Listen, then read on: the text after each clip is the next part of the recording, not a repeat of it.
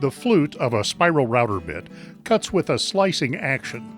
On a single direction spiral, the cut is slicing into the material on one side, creating a beautiful crisp edge. But it's coming out of the material on the other side, and that can cause fuzzy or blown out edges on the exit side. Compression bits solve that problem by having a short upcut section at the tip and a downcut section over the balance of the cut length. Now you're slicing into the material on both sides. This is particularly important when you're cutting sheet goods on a CNC.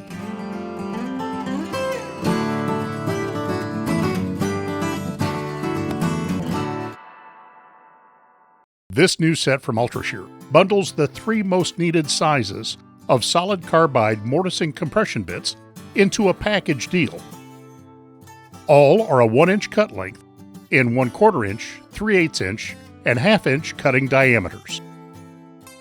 Just like all Ultra-Shear router bits, these bits create clean, accurate cuts by using the perfect combination of solid geometry, the right materials, and sharp edges.